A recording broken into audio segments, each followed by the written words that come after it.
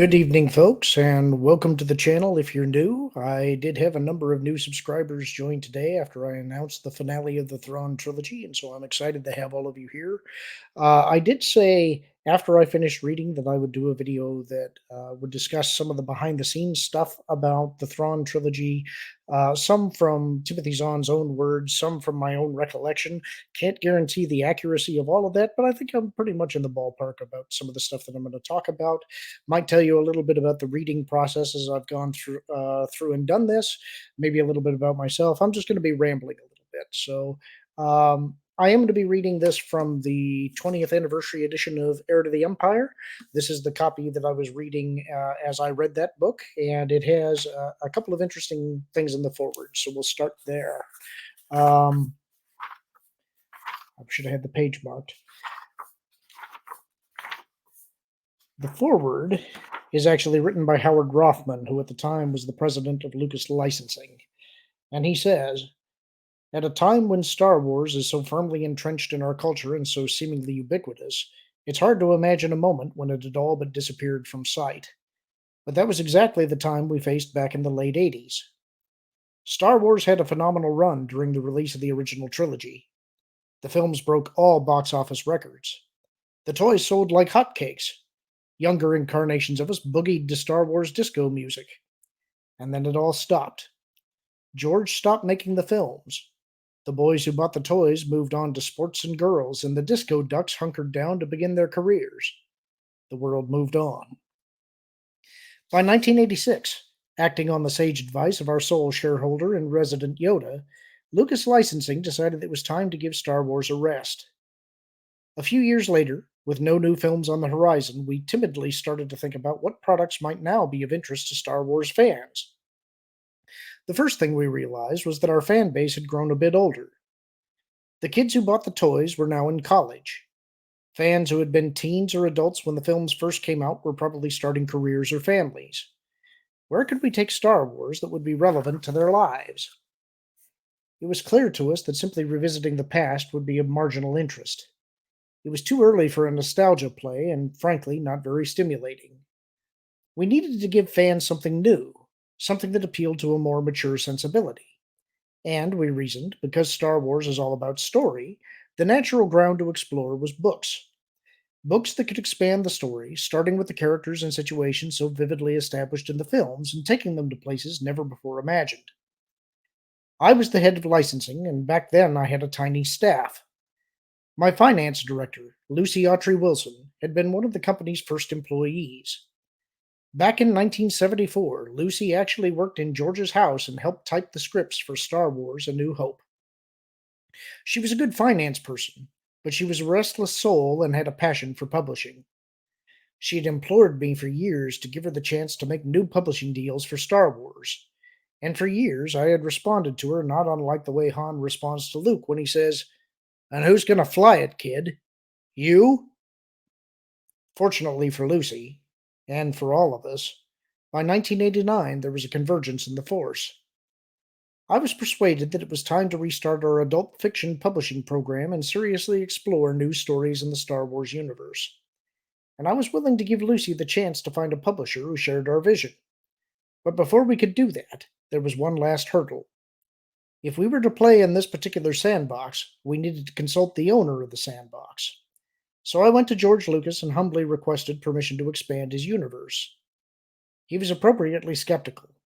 I seem to recall a response along the lines of, "No one is going to buy this," but supportive enough to give me the opportunity to fail. We established some very basic guidelines. The stories would have to take place after Return of the Jedi. Events prior to A New Hope were off limits because if George were ever to make more Star Wars films, that was where he would go, and no major characters could be killed. Other than that, George made it clear that he would be hands off. It seemed so simple and straightforward. I don't think George or I had any idea what we were getting ourselves into. Lucy went out and pitched the concept of a new series of Star Wars spin off books. She approached a number of publishers who felt that Star Wars was a dead issue and passed on the opportunity. But to our great relief, one publisher, Bantam Books, understood the vision. New Star Wars stories written by great writers could really mobilize the fans. Lucy made the deal, and Bantam brought us a great writer, Tim Zahn. And Tim delivered. I'll never forget the day that Lucy came into my office in 1991 to tell me the news that Tim's Heir to the Empire had premiered at #1 on the New York Times hardcover bestseller list. It was an emotional moment. In a single stroke, we knew that our instincts had been right, and even better, we knew that the flame of passion among our fans hadn't died after all. It needed only the right spark at the right time for it to burn anew, and more strongly than ever. Howard Ruffman, President, Lucas Licensing. And then there is the introduction by Tim Zahn himself. A long time ago, in a galaxy far, far away. Well, actually, it was Illinois, but it was a long time ago. It was Monday, November 6th, 1989, to be exact, at about 4 o'clock in the afternoon. I was sitting in my home office in Champaign, Illinois, working on a novel I'd just sold to Bantam Books called Angel Mass, when I got an unexpected call from my agent, Russell Galen. After the usual pleasantries, he dropped what would be, for me, the understatement of the decade. Tim, we have a very interesting offer here. As I stood there staring out a window in growing amazement, he went on to relate how, a year earlier, the head of Bantam Spectra, Lou Aronica, had written to Lucasfilm with an idea about restarting the Star Wars saga. Lou's plan was to create a 3-book saga that would pick up the story after Return of the Jedi, an era in which no author had ever been permitted to write. As fate, or the Force, would have it, that letter arrived just as Howard Ruffman and the team at Lucasfilm had decided to restart their adult publishing program. That would have been awesome enough. What raised it to flabbergastable level was that Bantam and Lucasfilm were offering me the books. I'd been a Star Wars fan for as long as anyone else on the planet. Well, okay, maybe not everyone else. I didn't make it to the theater until the second night.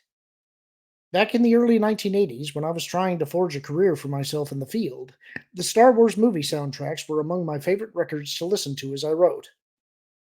So much so that I distinctly remember thinking at the time that if George Lucas could come out of essentially nowhere to make a success of himself, maybe I could too. And now I was being invited to play in the universe he had created. Anyway, Russ and I discussed it for 40 minutes or so, and I told him I would think about it overnight and give him my answer in the morning. We said goodbye, and then I hung up the phone, and spent the next couple of hours panicking. At issue was the fact that this offer was very much a two-edged sword. I had the chance to jumpstart my career in a way that I could never have anticipated or even hoped. I also had the chance to fail spectacularly in front of a potential audience of millions, because I was going to have to write Star Wars. Not something science fiction-y or space operatic with the name Star Wars on it. I was going to have to write Star Wars. I would have to somehow capture the scope and feel of the universe, the faces and voices of the main characters, the ebb and flow and rhythm of the movies. The readers had to hear Mark Hamill's and Carrie Fisher's and Harrison Ford's voices inside my quotation marks. The people flipping through those pages needed to be able to hear John Williams' music in the back of their minds. If I couldn't do that, or at least get close, it wouldn't be Star Wars. It would be an adventure of two guys named Han and Luke, and that would be a waste of everyone's time. There was more. Not only did I have to get the feel of the universe right, I also had to come up with a story. A 3-book long story, in fact, that wasn't simply a rehash of what George had already done. Take note, sequel producers. I would have to age the movie characters believably and create new characters that would fit seamlessly into the mix. By the next morning, I still didn't know if I could pull all that off, but I did know that I very much wanted to try. So I told Russ I was on board and got to work. The first part was easy enough. By Thanksgiving, a little over 2 weeks later, I had a 40-page preliminary outline of the trilogy and had had some conversations with Betsy Mitchell, my editor on the project. We then hit an unexpected snag. Unexpected to me, anyway. The Bantam and Lucasfilm lawyers were still hammering out their contract. Until they had a contract, I couldn't get a contract with Bantam to write the books. Until I had my contract, Lucasfilm wouldn't look at my outline, for legal reasons that I certainly understood. And until they approved my outline, it was pointless for me to start writing. Between the lawyers and the back and forth Lucasfilm limited approval process, it was a solid 6 months before I was finally able to get to work. As it is, I jumped the gun by about a week, figuring that whatever final changes Lucasfilm Limited might want probably wouldn't affect the first 2 or 3 chapters that much. Along the way, there were problems to be ironed out, disagreements to be discussed, compromises to be made, and occasionally capitulation, on my part, to be graciously made. I groused some about the latter. We authors usually grouse when we don't get our way. But as I look back, I can honestly say that the book is much better because of the suggestions and changes that I sometimes only grudgingly accepted. I mailed the book to Betsy on November 2nd, 1990. Yes, we still mailed paper manuscripts back then. A bit less than 6 months after I'd started, and almost exactly a year after I was offered the project. For me at that time, 6 months was phenomenally fast, though in the past 20 years I've gotten considerably faster. For instance, my most recent Star Wars book, Choices of One, took only 3 months to write. As with the outline, the finished manuscript went through an approval and change process with Bantam and Lucasfilm, and after a lot of mostly minor changes, it was finally declared finished. Cover art was commissioned, other editorial stuff was done, the promotional and ad campaigns were arranged, and all was ready to go. Except for one question, the question that had been hanging over the project since the very beginning. Namely, would anyone actually buy the book? Lou had been convinced from the start that the audience was out there, but even he was taking it mostly on faith. After all, Return of the Jedi was 8 years in the past, and the Star Wars fans were quiet. There were hints, of course. A couple of months before Air came out, I went to talk to a class of fourth graders and took a copy of the cover to show them. These kids, who'd barely been alive when the last Star Wars movie came out, gazed excitedly at the cover art, pointing out Han and Luke and Chewie to one another. Through the magic of VCR tape, they were fully up to speed with everything Star Wars. But hints are only hints, so Bantam and Lucasfilm hedged their bets. They set the price of the book at $15, considerably below market standard for hardcovers. The sales staff worked hard to drum up enthusiasm among booksellers with mixed results. They bought print ads and put out an actual radio ad. I'd never before had a radio ad for one of my books, nor, I think, have I had one since. After that, there was nothing to do but sit back and cross our fingers. May 1991. It's been said by some that the Thrawn Trilogy restarted Star Wars. That sounds very impressive, but it's not really true. A more accurate statement would be that I was the first person since Jedi who was permitted to stick a fork into the pie crust to see if there was still any steam underneath. There was steam. Man, was there steam. The first run of 70,000 copies was gone within 2 weeks, and Bantam was scrambling to get more printed. Semi-useless fact. The printer ran out of blue cover stock after the third printing, so the fourth printing was on a tan cover stock. Even today, if I see one of those come across my autographing table, I'll do a whole force "I know what printing this is" routine. I was told by some bookstore clerks that they were selling Air right out of the box, that they would be putting the books on the rack and someone would catch sight of Star Wars on the cover, grab one, and head to checkout. The book made it to #1 on the New York Times list, the author's holy grail. It actually beat out John Grisham's The Firm. He later sent me a copy of his book with an autograph and a very nice, very tongue-in-cheek request for me to get out of his way. Air went through multiple printings. I don't remember how many. In fact, Bantam was still printing new hardcovers after the paperback came out, which Russ told me almost never happens. As I recall, his actual comment had a bit more French in it. He was as astonished as anyone else. The book actually made it into a Jeopardy question, which is beyond even New York Times Holy Grail status. Timothy Zahn's best-selling novel Heir to the Empire is a sequel to this movie trilogy. I still have that episode on tape somewhere. The Star Wars fans were out there all right, and after 3 new movies, the hit Clone Wars TV show, and numerous books and comics, they and Star Wars are still going strong. Reading Air again after all these years has been an interesting and slightly unsettling experience. On the one hand, I see all the stylistic things I would change if I were writing it today. Some of the sentence and paragraph structure, bits and pieces of writing technique, maybe some of the pacing. But on the other hand, the story still holds up well, maybe even a little better than I'd expected it to. So I invite you now to join Betsy and me on a journey down memory lane. 20 years is a long time, but we'll do my best to remember how it all happened. Timothy Zahn. This 20th edition was published in 2011, a year before Disney uh, purchased Lucasfilm and all of the assets associated with it. There were plans to do 20th editions of both the Dark Force Rising and The Last Command. But after Disney picked it up, the plans for those novels were scrapped. What was special about this edition, besides the forward content, was that it was annotated throughout with Tim's notes on the writing process and little bits of backstory and things that inspired him as he wrote the book. Um, I'm not going to reference those directly. I'm just going to talk about a few things that I remember, and some of this is really old-timey lore going back to the original movies, and so I may be conflating a few things. I may have a couple of things wrong, but I'm going to mention just a few things that I remember that I think are interesting, and I hope you guys do too.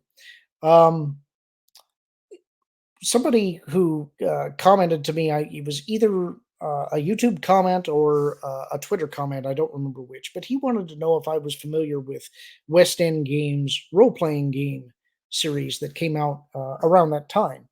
And I let him know that yes, I actually was, and I have books from every version of the Star Wars RPG that's been released. That includes the various West End Games editions. Wizards of the Coast at one point had the Star Wars license for a while. Fantasy Flight Games has published the most recent version, and so I've got all of those. But what makes West End Games special is that they really built up an awful lot of lore for Star Wars that survives to this day, especially when it comes to things like vehicles and planets and military hierarchy, various ships that were introduced, including the dreadnoughts from the Katana fleet. And when Timothy took on this job, Lucasfilm sent him over a box of materials, most of which was West End Games material. And so he drew heavily from that for, especially for the ships and their various operating characteristics. And so that really solidified a lot of what became the EU. And I would argue that West End Games is probably about equally responsible for the success of Star Wars as a renewed property, one that kind of rose from the dead, if you will. It was probably equal parts West End Games and Timothy Zahn. If it was West End Games alone, I don't think Star Wars would have come back. But inspired by the material that he saw there, I think Timothy Zahn wrote the perfect story to ignite that interest and cause the brand to come back. Some of the things that he was talking about with revisions to his draft mostly had to do, as I recall, with Joruus Sabaoth, who originally was conceived as an insane clone of Obi-Wan Kenobi. And that was something that Lucasfilm told him was off limits. Now, that could have been a very interesting story because you can imagine how Luke would have been dealing with a cloned Jedi Master that he knew. This is a father figure that has gone insane. But Lucasfilm said, no, that's a bit too far. We need to change that. I think probably the inspiration for that idea of an insane clone of Obi Wan was that back in the days of the original trilogy, one of the things that immediately caught the audience's attention was just that throwaway line that Obi Wan gives about fighting in the Clone Wars with Luke's father. And everybody's imagination went wild when they heard that line about the Clone Wars, and they speculated endlessly about it. Part of that speculation was that Obi Wan was not really Obi Wan. The speculation was that he was a clone of the original template, which would have been Ben Kenobi. And a lot of this was fueled by the action figures at the time that had the names at the top of the card and oftentimes a phonetic spelling underneath. And so Obi Wan would be transliterated to the letters OB 1. And the speculation at the time was that that was the clone designation Old Ben 1. And that was a popular theory back when the original movies were out in theaters. And I suspect that's what Timothy was running with. Don't know that for sure, but I suspect that that is the case. It's kind of funny how these little bits of folklore filter their way into materials down the line. Prior to the prequels coming out, there was rampant speculation about what those movies were going to be. And one of the things that threw people for a loop, and one of the things that later caused problems for the later EU continuity, remember these books were published before the prequels came out, was the timeline. In the original Star Wars movies, it was pretty obvious that Alec Guinness and uh, Sebastian Shaw were not in their 40s. They were pretty obviously older, 50s and 60s, and so everybody assumed that that was their relative ages at that time. And so that caused some issues for the placement of the Clone Wars in the timeline, as well as uh, when they're dealing with the genealogical charts in the Nogri village and the number of generations that had risen and fallen since the Clone Wars crash of the ship on Honager. Later retcons tried to deal with some of that stuff to varying degrees of success. This is one of the reasons that a lot of the old EU material doesn't quite dovetail, especially after the prequels. And there was all kinds of papering over of things that had to be done to try to force things to work. Um, those are a couple of the big things that I recall that had to change in the manuscript. Another one was actually the Nogri themselves. One of Tim's conceptions was that he knew that Darth Vader was the Dark Lord of the Sith. And so we had never seen what the Sith were and didn't really know what a Dark Lord was supposed to be to them. And so another one of his conceptions was that perhaps the Nogri were the Sith, and he was the Dark Lord of them because he had appeared to them as a savior after the crash of this Clone Wars ship and presented himself as their light in the darkness. Lucasfilm also said no to that, and for pretty obvious reasons. And I think that is probably definitely a good retcon to make. Um, Trying to think of other bits of trivia. Um, I guess I could talk a little bit about the reading process if you're at all interested in that. Um, when I started this, I didn't know if anybody would be interested in listening to this. I'm just some guy reading a book, and I figured that anybody who might know who I was probably had already read these books and were familiar with them. And I think the thing that startled me the most and has been the most rewarding about doing this is that a lot of you have reached out to me and said, "No, I never have read these books. You may have been aware of them. Some of you may have read them decades ago. But a lot of you have told me that either you're not particularly skilled readers, maybe that's not something that you did a lot of in your childhood, or you just simply don't have time. We're so busy these days that it's hard to find the time to sit down and actually focus on a book. Some of the most rewarding comments that I've gotten are that there are people who in their day-to-day jobs, they do a lot of commuting. And so some of you have put on these playlists in the background and listen to them as you're driving, and that's really tickled me. That's been a lot of fun. One of the trickiest things to do while reading these stories is trying not to make a verbal mistake. And in almost every single chapter, I've flubbed at least two or three times. And it almost inevitably happens because as you're reading, you start thinking to yourself, I haven't made a mistake in a while. And when you do that, you start paying attention to what you're reading. And that's almost a fatal mistake. Like your audio or video devices, you're doing a kind of buffering while you're reading. And so I'm actually reading ahead. And part of the reason that you do that is because you have to know which voice to try to do.